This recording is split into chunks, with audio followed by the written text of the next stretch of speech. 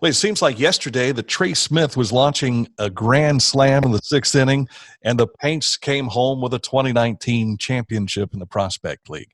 We're going to talk about the 2020 season, which has been moved to July 1st with Bryan Wickline coming up. But first, this from Hometown Motors Incorporated. Cut in total professional comfort. Husqvarna. Available now at Hometown Motors Incorporated, 818 Eastern Avenue, Chillicothe. Well, we thought by now we would be talking about the team arriving and late May stuff happening there, but that's not been the case. We've got July 1st announced yesterday by the Prospect League and the Chillicothe Paints. We have with us the managing partner of the Chillicothe Paints, Bryan Wickline, and forgive me, managing partner of the 2019 champion Chillicothe Paints. Got to make sure I get that in there, right?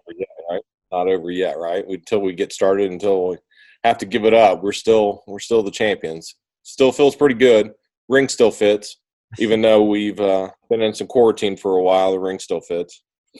All that being said, your plans for 2020, like everybody else's, got thrown. The checkerboard, so to speak, got upset. And for sure. Restart. So we, as a league, have had weekly conference calls, and what most people probably don't realize or understand is that it's not just the Paint, it's not just Ohio. We have to deal with 5 different states in our league, and so all those different mandates and stay-at-home orders we have been monitoring for the last month and a half. So, we were hopeful for May 28th. But when Illinois' governor came out and said, we're still going to be in quarantine, stay at home until June 1, and there's 5 teams in our league that are in Illinois, that kind of made the decision, pretty easy as far as going back to July 1st. Yeah, that's one of the difficult things for you because you are spread out across a 5-state territory, and having that circumstance, you already have the federal stuff you've got to watch out for. You've got the state level stuff, but now you've got 12 communities to think about too. For sure, and it's a juggling act, and we need to try to make our decisions as a league for the betterment of everybody, not just 1 or 2 teams. In a best case scenario, Ohio might be open up before anybody of these 5 states, but we just need to make sure that everybody's taken care of, because we've all taken a pretty big hit. We have lost, the high school situation where we would have started at the end of March. We've not had that for the last month and a half. So, we're just all kind of scrambling and trying to scrape, and just like everybody else is, just to try to make sure that we have a season. Summertime is also big for you outside of being the Chillicothe Paints, because you have a lot of American Legion teams that play. You host tournaments there. You got travel baseball. A lot of these guys are probably scratching their heads. What are we going to do? Where are we going to be able to play? And so you've got that type of scheduling to deal with. And while they don't bring a whole lot of fans, they do bring fans. So you have to think about their presence.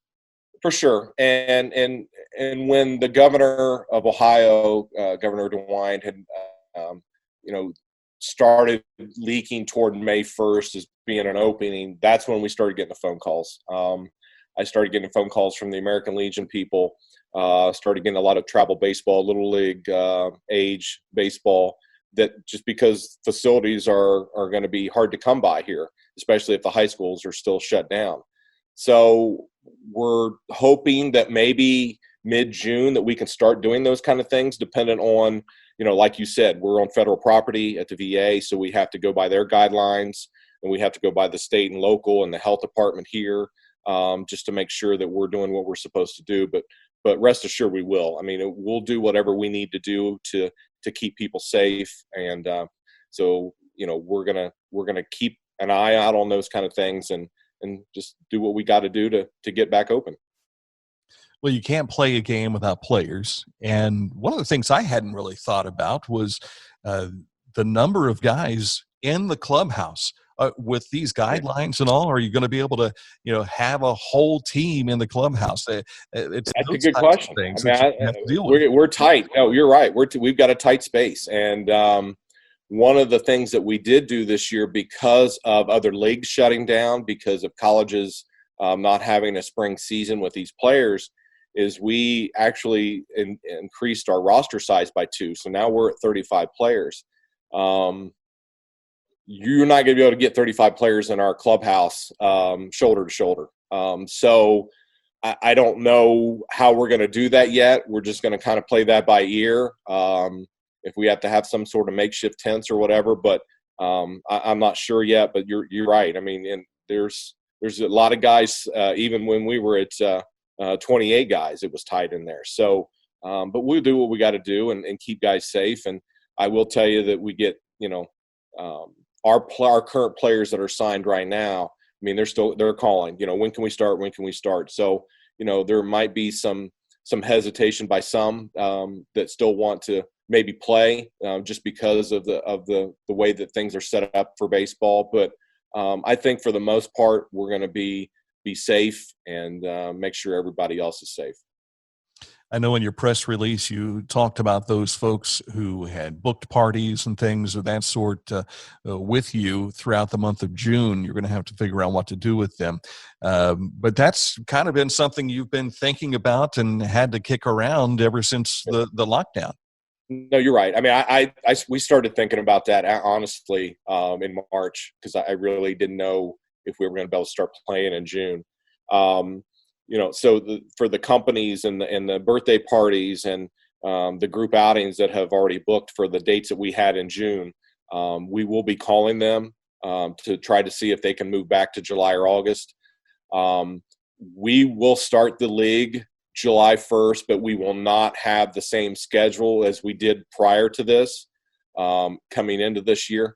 Have to be revamped. There's going to have to be some changes, because we were supposed to stop the season at the beginning of August, but now we're going to go to August 15th because that's what NCAA rules allow us to do. That's the latest we could go. So we're going to go from July 1st to August 15th. So that gives us 2 more weeks in August to be able to do some things and move some things over. So like I said, we're going to start opening. We're going to open up the office downtown here Monday, May 18th. And we're going to start calling those people that have already booked and try to see if we can move them in July or August. Yeah, because now you're looking at 6 weeks, so to speak, if you open on May 18th. Correct. To really get up and running. And who knows what'll change between then and July 1st, right? For sure. I mean, it changes every day, as you've seen.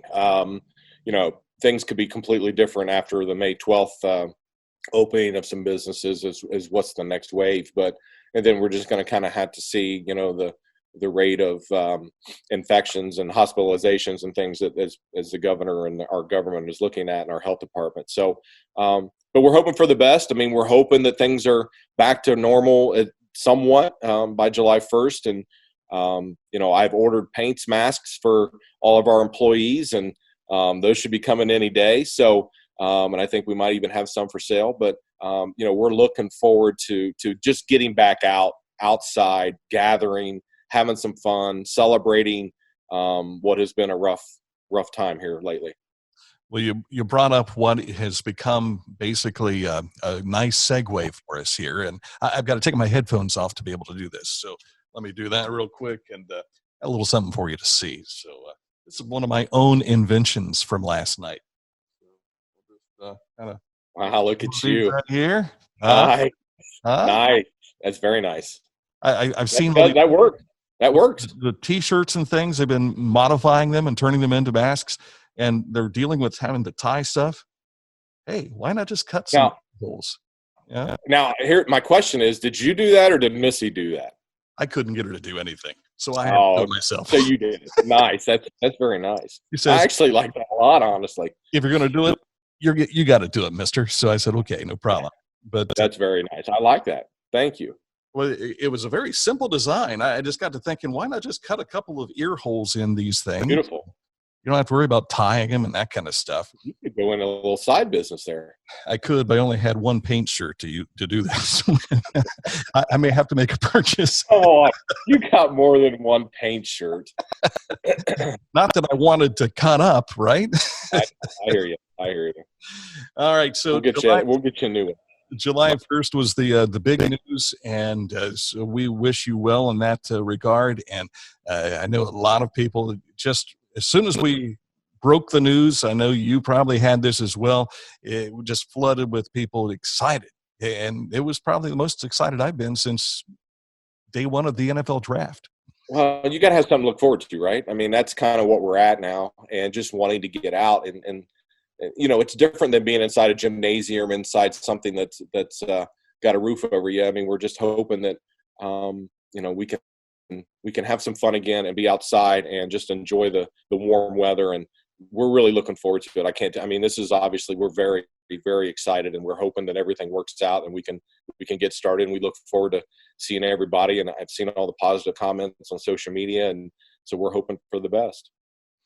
I like the mask idea that you've got. Perhaps those will become available for fans. Extra foam fingers to put on each one, the hands, so we don't touch our. Right. Yeah. So, well, look at you. You're just some ideas. I love it. It makes it tough eating nachos, though. So. A mask does too, so I'm sure what we're going to do about that. Yeah, very true. You have a nice run on straws. All right, Bryan Wickline, thank you so much, and we appreciate the news. It is something positive we've been looking forward to, and can't wait for July 1st. But we got to. Thank you. Appreciate it very much. Thank you. Bryan Wickline with the Chillicothe Paints.